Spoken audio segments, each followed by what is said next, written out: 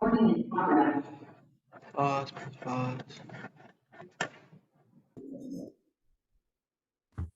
Good morning again. Welcome to Canoe Camp Church of Christ. We are a forward-leaning expression of Christianity where the individual expression of their faith in Christ is welcome. Welcome all. Announcements? The senior center is having an Easter meal at noon on Thursday. We're all invited. They like to look at us as one big happy family, senior center and us. So there's a sign-up sheet out on the table in the dining room. I have to leave her a number of how many people to expect for tomorrow so that she can make sure there's food for Thursday. So it's Thursday at noon in the dining room. Noon. Noon. Are we supposed to all sit together? Shouldn't say, whatever. So no directions as far as I know about seating. The other thing, the 8th of May will be the Great Cookie Giveaway. And it can be snackies, it can be cookies, it can be homemade cookies. If you make homemade, they'd like you to stick, 1, 2, or 3 in a plastic bag so that the kids can pick up a baggie. But any kind of snack you think the kids would like, and we'll deliver them on the 8th in the afternoon. That's it for me. Any others? The opening prayer hymn, 515. Give me a clean heart, 515.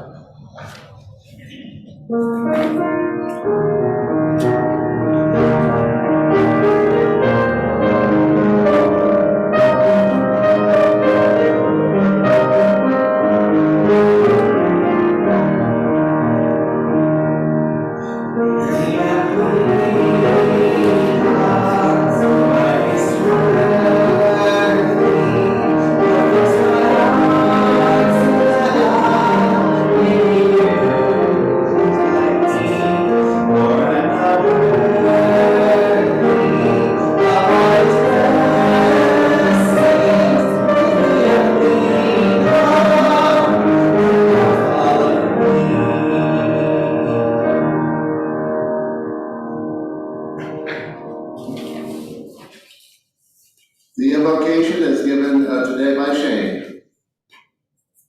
I borrowed today's invocation from one found on Bruce Brewer's website. In sunshine and shadow, joy or grief, this is the day which the Lord has made.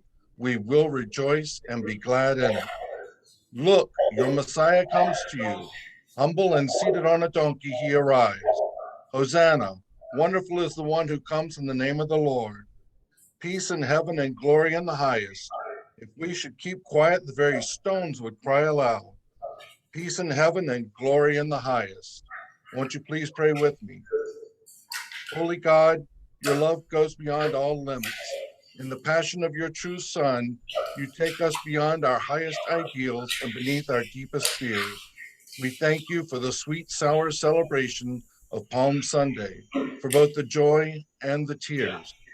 Foster in us the desire and the will to follow Jesus without reserve, that we may be led into peace that holds in time of trouble, and into a love that persists far beyond the outer rim of our present understanding. In the name of Jesus Christ, our Savior, amen. The insert, if anybody didn't get one, is in the back. Hosanna, loud, Hosanna.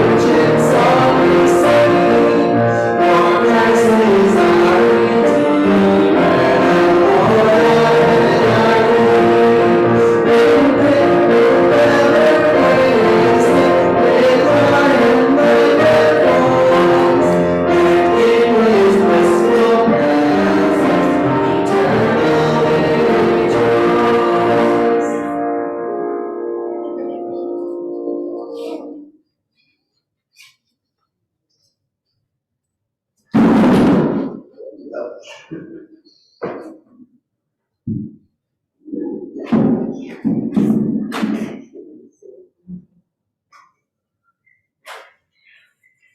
morning again. This is Palm Sunday. We welcome everybody.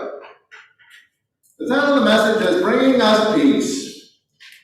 I'm going to read the story of Jesus' triumphal entry as is tradition.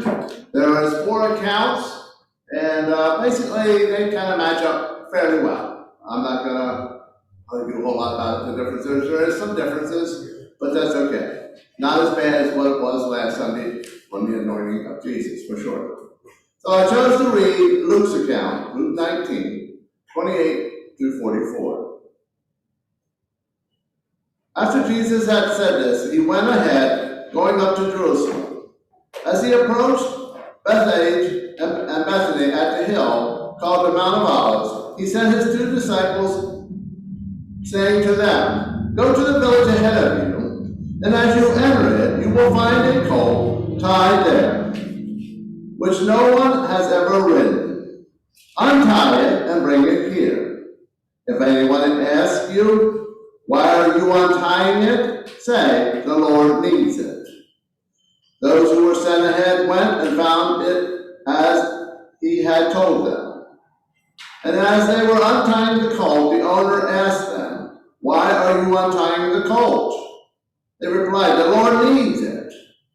And they brought it to Jesus and threw their clothes on the colt and put Jesus on it. And as he went along, people spread their cloaks on the road. And when he came near the place where the road goes down to the Mount of Olives, the whole crowd of disciples began joyfully to praise God in a loud voices for all the miracles they have seen. "Blessed is the King who comes in the name of the Lord. Peace in heaven and glory in the highest." And we certainly ask God's blessing on the reading. The words of Maria Angelo, "There is no greater agony than the bearing of an untold story inside you." These were the words that she wrote about her autobiography entitled, "I Know Why the Caged Bird Sings." It's a sense of limitation and separation and marginalization of peoples. Are we singing in our bird cages, in our bodies, in our minds, in our heart? Judge Katani Brown Jackson, in her acceptance speech, spoke and used this poet's words. "I do so now while bringing the gifts of my ancestors that gave to me. I am the dream and the hope of the slave."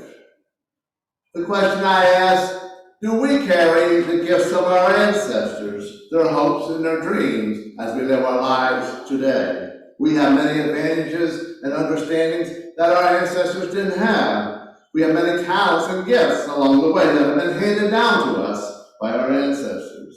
What are the hopes and dreams of our ancestors, I must ask? Are we cognitive of this? Or is this simply in our subconscious as to who and what we are? Is this what makes us who we are? Unaware that we may be helped? Or does it make us who we are? This is Palm Sunday. And we celebrate and remember Jesus' triumphal entry into Jerusalem. In light of the words that I just spoke, did Jesus bear the agony of living out his untold story in the Garden of Gethsemane as he prayed near drops of blood and asked for this cup that it would be passed from him, but realizing that it was not his will, but a greater will than Jesus?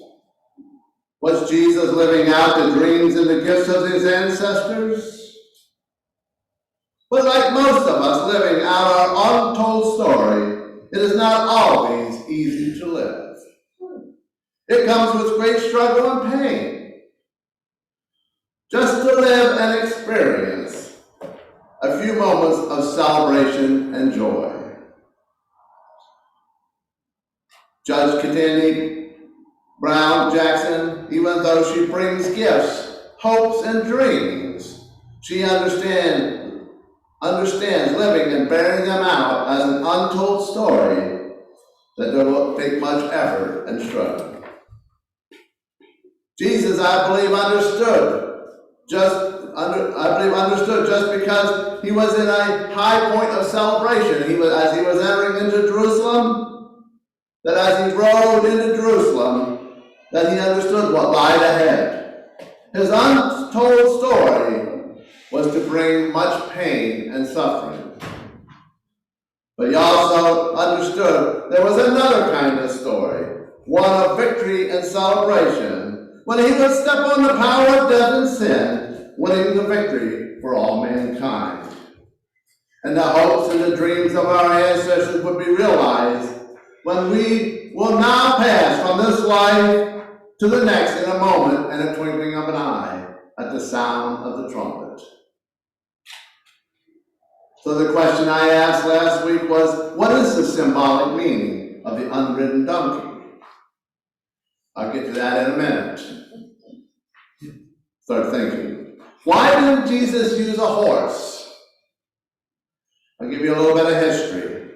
The horse came from, it was domesticated about 6,000 years ago in the western Eurasia steppes, which is the modern day Ukraine and West Kazakhstan. The Mongol leader, Genghis Khan, who weaponized the horse, he brought the horse into the West and brought it into the West, but he brought it as a weaponized being. He used the horse and he learned how to shoot an arrow from the horse. If you study their history, he would lean to the side and was able to shoot an arrow under the horse's neck. And thus it became a very vital weapon for them to win wars against people. And then later, as the horse moved west, it came into the Middle East and traveled on. But it was always kind of seen as a weapon of war. The donkey was known to be domesticated somewhere around 4000 BC in Lower Egypt. And it was domesticated after the goats and the oxen. They replaced the oxen as transporting goods because they didn't need to stop and chew their cud. So the donkey became a choice animal for transporting of goods. Of course, camels are in there somewhere too, but we're not talking about camels today. A wealthy person back then had about 1,000 donkeys. That was considered to be wealthy. Donkeys are still doing a lot of work these days. In the world, there's an estimate of about 40 million donkeys in the world. And today, 96% of them are used in the undeveloped countries. Donkeys can have a calming effect on a nervous horse. And the young colt usually always turns to the donkey for support, which I found interesting. Riding them, and when this happened, is not always clear. There's not a really clear understanding when it was considered to be okay to ride the donkey and when it became okay to ride. The donkey was always a beast of burden, and it carried a load. Okay, now the donkey. Why did Jesus ride an unridden donkey or a colt? Anybody want to give a guess at it? I ask this question every year. I did last week, so. Yeah, you did. She remembered it, and I think you did what last year, Carol. Okay? Going once, going twice, you're done. I'll have to tell you. Well, the story I usually give is when the Romans were at war, they used horses as for a weapon, or part of their arsenal. And so when you looked out across the hill and you seen a horse running back as fast as you could, that meant that they were in trouble. They needed help as quick as possible.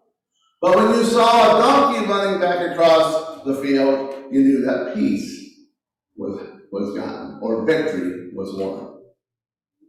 So it became a symbol of peace. The donkey is seen as a symbol of peace, not a symbol of war. What is interesting about the Eastern Orthodox iconography is that they paint Jesus on a donkey sitting side saddle, as a woman sits. So that even depicts a more feminine, peaceful setting of Jesus sitting on the donkey. I found that to be interesting. So the idea that I always put forth on this day is that the symbol of Jesus riding an unridden colt or an unridden donkey, depends on which story you read, is that it was a brand new way of peace, unrealized in the world up till then. So it was peace that Jesus brought to the world, symbolized by riding the colt, unridden. It's an unknown idea. By throwing their cloaks down, and for someone to walk over of them, was to represent that you're giving your support and your power to receiving power from this person. It's being submissive. You throw your cloak down, and people walk across. You allow the royalty to walk across it. So it's symbolic of you are being submissive to, in this case, Jesus.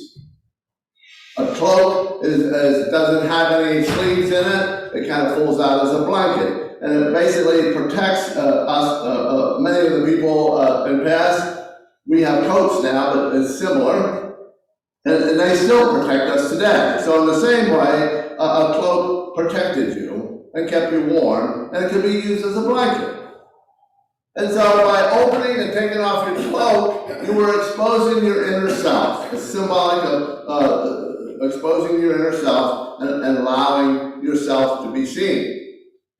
Cloaks were used in Elisha. They were very important representations of power and might, so to speak. Because Elisha threw his blanket down over top of the water and walked across the water. So, in Merlin the magician, and on it goes. Your cloak was a very important part of your garment. Even though the people were very happy to see Jesus, it only lasted for a short time. They threw palms down, which are symbolic of victory or triumph or peace or eternal life. Islam symbolizes a palm as a rest or hospitality, such as an oasis. There always was palm trees. Jesus, so even all this symbolic meaning of peace that we see in the celebration only lasted for a short time, as we know the story.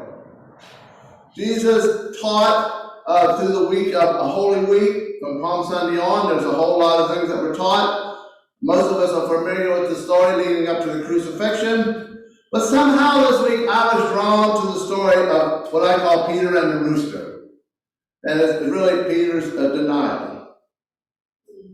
I seem to always remember from childhood the woman pointing to Peter and saying, "You are one of them." I don't always remember the two men that came afterwards who accused him also. But Peter didn't like being called one of them. Neither do we. We don't like to use that term. I don't like that term. And Peter got very upset. And what is amazing, kind of amazing, is a step-by-step how Peter got mad. First it was a little bit. Then it was a little bit more. Then he was cursing and swearing. It's kind of how we get accused. The rooster was always an interesting idea, or why is the rooster involved? Why is the rooster so important? Well, I learned that the rooster, and I always wondered as a child or in my youth, why the rooster crowed in the middle of the night. I never knew roosters crowed in the middle of the night. And most like I always thought it was in the early morning. Well, come to find out, roosters are the protector of the hen house. And when there's danger, they will crow, whether it's night or not. So what is the rooster's meaning here? after he all gets done about swearing 3 times that he doesn't know Jesus and that he's not one of them, the rooster crows. It's a warning. It's a warning to Peter. It's a warning to us. The rooster represents a warning. Not only a warning, but it was a new call for Peter. Peter was changed from that time on. And he never was the same again. It was a new dawn for Peter. So the story represents an old way, the rooster crows and warns us, and a new dawn. I find it interesting. There's probably other ways of seeing the story. I'm going to close by reading Luke 23, leading up to Jesus' crucifixion. And the look is always important, even when in the story of Peter, as Peter was denying, Jesus turned and looked to Peter. So the look is something that I wanted to dig into a little bit more, but I don't have enough time, so maybe next Sunday I might. The look of people in this whole story, the power of the look. And when Jesus looked at Peter, Peter understood. The power of the look is very strong. When you look at somebody and it changes things. And so another thing that's very interesting in the whole story of Easter is the women who were involved, who were many times overlooked. I'm going to touch a little more on that on next Sunday. So I'm going to close by reading only a few verses, 44 through 49. And this brings us up to when Jesus was crucified. A lot of things have happened. You can argue whether or not the Jews or the Romans killed Jesus. That we have done that here in the past, but I'm not going to do that today. Or you can say it was the sins of each one of us that killed Jesus. However you want to see it. And so, here it is. It's now about noon, and darkness came over the whole land until 3 in the afternoon. For the sun stopped shining. And the curtain of the temple, of the Jewish temple, was rent in two. And Jesus called out in a loud voice, "Father, into your hands I commit my spirit." And when he had said this, he breathed his last. The centurion, seeing what had happened, praised God and said, "Surely this was a righteous man." When all the people who had gathered to witness this sight saw what took place, they beat their breasts and went away. But all those who knew him, including the women who had followed him from Jerusalem, from Galilee, stood at a distance watching these things. We stand at a distance of time, reflecting back to the time when this event happened.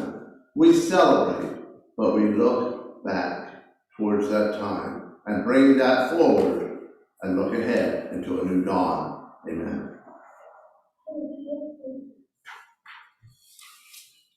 I'm reminded that the offering plate is in the back as well as communion. Josiah is going to play the reflections in a cup.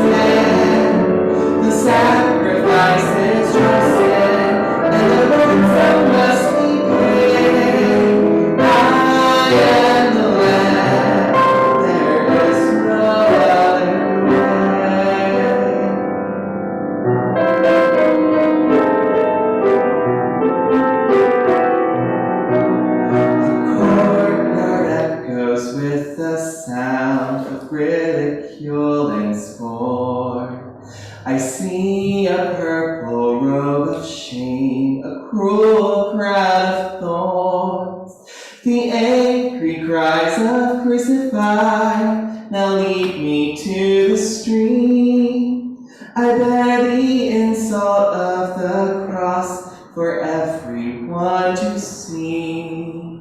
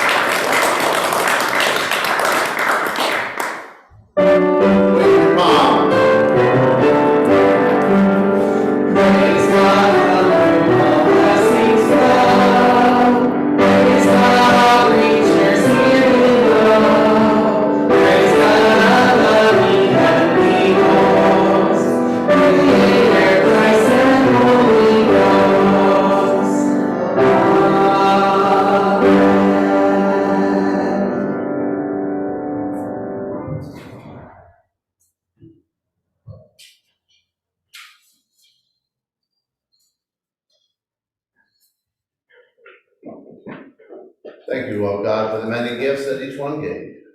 We bless each mind and each heart, and however they gave, be with us all. In Jesus' name, amen.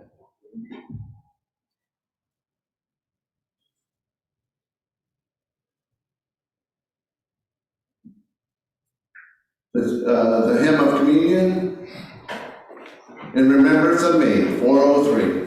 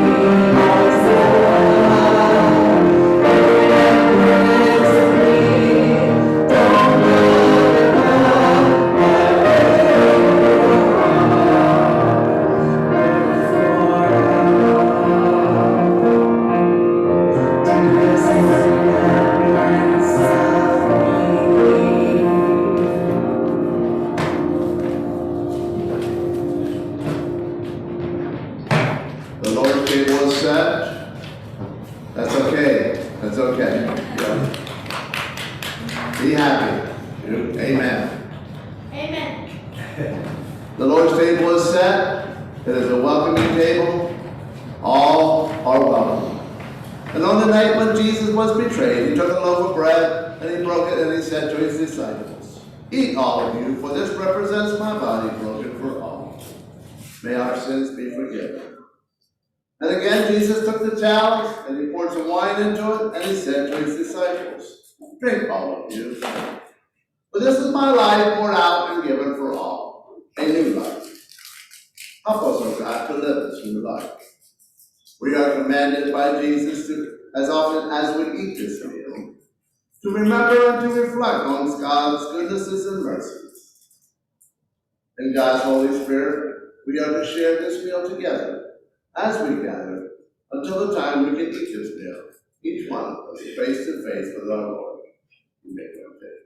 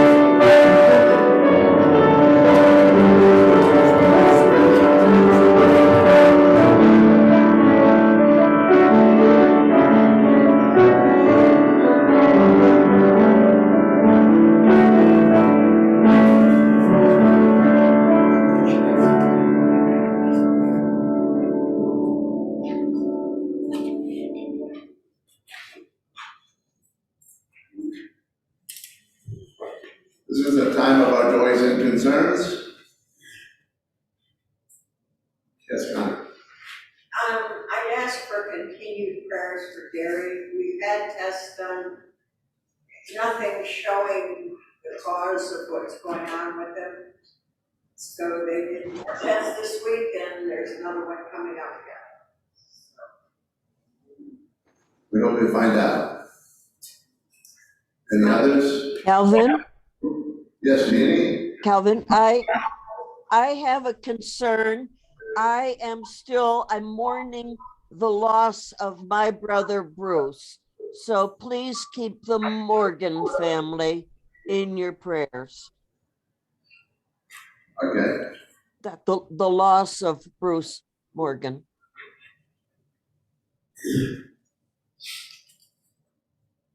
Yes. We have a joy and a concern. Sarah is doing very well after her recovery, so we're hoping the surgery works. We could also use some prayers. Braylon? He's struggling with his autism in school and is aggressive. And he needs an aid. We don't have an aid for him, so he's acting out.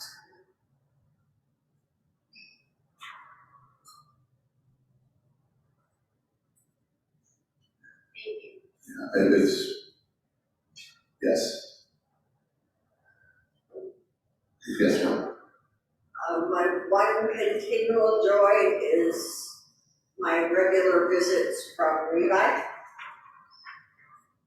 He is so sweet the way he plays with his grandfather.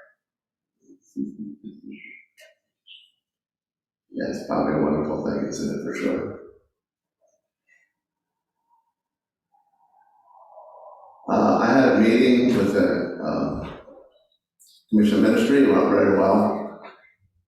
They went far beyond the interview or what was necessary. We got into theology. I shared some of the way the perspectives that I had, and it was accepted rather well. So I think it's, I've been over an hour, it's the longest one. We really got into it, it was really a really good interview. I have to go back one more time because the paperwork wasn't shared with everybody in the commission ministry. They just want to read it. It's all done. I have nothing else to do. I think they just want to have another discussion, but be that as it may. I'm done. It's approved and over, but they just want one more time for whatever reason. But it's okay. Any others? Calvin, Yes, Shane. I just wanted to say thank you to everybody for their prayers and cards. It's really been helpful. I'm still struggling with different medical issues, but I'm thrilled to be here today. Yes, it is a joy to see you and hear your voice, or at least hear your voice. Any others? Yes, Jen. My nephew, Jimmy, his therapy cat died yesterday. And he's taken it a very hard. He has a lot of emotional. Jimmy? Yeah, Jimmy, yeah. So he's having a real rough time with this. Losing his cat, his pet, yeah. Yeah, well, she was his emotional therapy cat. Yeah. Plays a big part of his life. I It is understand. very hard. Yeah. It's very hard. Yeah. Any others? It's a joy to be here. It's a joy to gather together. It's a joy to live in this country where we have peace. Some people are not enjoying that today. So let's join our hearts and minds together in prayer. Holy God, on this Palm Sunday, we come to you as people who sing with joy. But we also come to you as people who sometimes struggle. As we sing Hosanna today, may we remember to whom those words of honor were first sung. And may we seek to live lives that share the same kind of love Christ shared so long ago. On days when we can joyfully sing your praises, may we do so with uplifted voices. On days when we strive to simply put one foot in front of the other, may we feel your comfort and peace. We pray these things in the name of Christ, our rock and our Redeemer. Amen. Heavenly Father, thank you for this time that we can come together as free people, sharing of ideas and thoughts and concerns and joys. We ask you to be with the church as it moves forward in time. Be with each one. As we learn to praise God, our Redeemer, we remember in these times, at this time of the year, Palm Sunday is a joyful day, but soon we remember that it's not all that joyful, that we go through struggle as Christ struggles. But then, next Sunday, we lift up in a new day and a new future. We ask you to be with Jeannie as she and her family has lost her brother Bruce. Mourning sometimes takes a long time to heal the loss of a loved one. We're thankful for Shane, who is here with us via Zoom. We miss his presence, but we were glad to hear his voice. Thank you, God. We ask you to continue to heal him. Jimmy, who lost his pet cat. Lord, we love our pets. They're just like one of us. Be with him as he goes through this emotional time. Dara and Darlene are concerned about their son, Braylon, who has autism, who is showing some signs of needing some help along the way. Help him to be peaceful. Lord, we ask that he gets an aid. We ask that, Lord, that you be with them as parents, Dara and Darlene, as they raise their children, especially Braylon. We ask you, Lord, just grant them peace and understanding. And may Braylon smile and relax. Johnny, who has a joy, who always loves to see Levi play. Lord, she also lifts him up as prayers and not knowing where and when they'll come up with a cure. Many people help us in many ways. We don't always remember to lift them up, doctors, nurses, and just the police people. Many people. Sometimes we forget. Help us to remember. Be with our leaders, the ones that are listed on the prayer list. Gary Call, our regional minister, Thad Allen, Lena Frost, Meg Ryan, Amber and Billy Marshall. But just be with them wherever they are at. And those that I haven't mentioned, Mel, who hasn't been here for a couple of services, wherever he's at working, be with him. We are thankful, Lord. And again, we ask your help with Darrell and Darlene. Bless their hearts. We ask this in Jesus' name. Amen.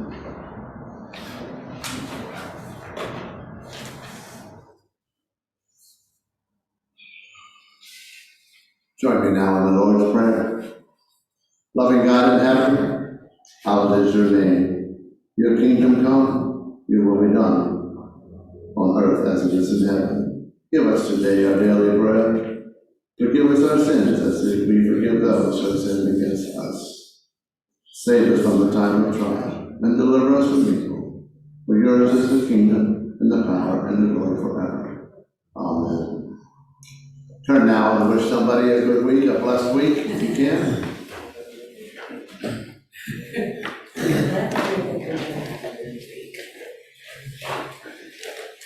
And it's a joy to be able to see Shane and Andy here as well. We welcome anyone who... And one thing about this, like one comment about the sermon, Calvin, about riding. If you were riding a horse or a donkey in a long dress, you'd ride side saddle too.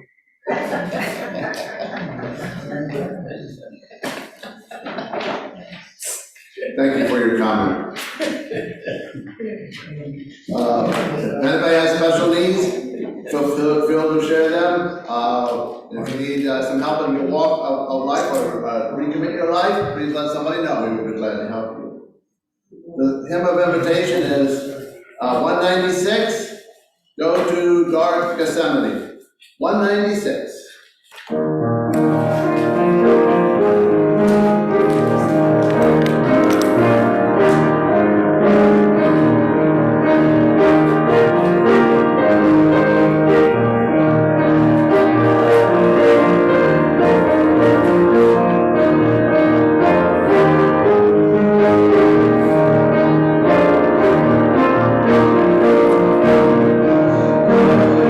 Darkness,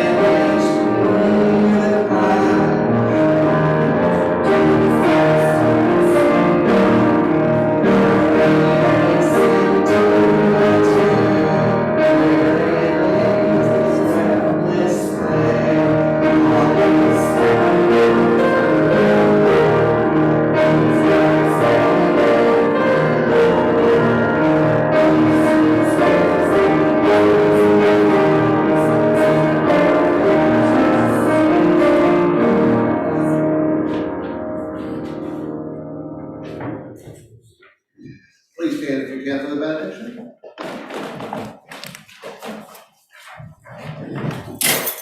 May God bless you and keep you, and may God's face shine upon you, and be gracious to each one of us. And may God look upon us with kindness, and may He grant each one of us peace. And we ask this in Jesus' name. Amen.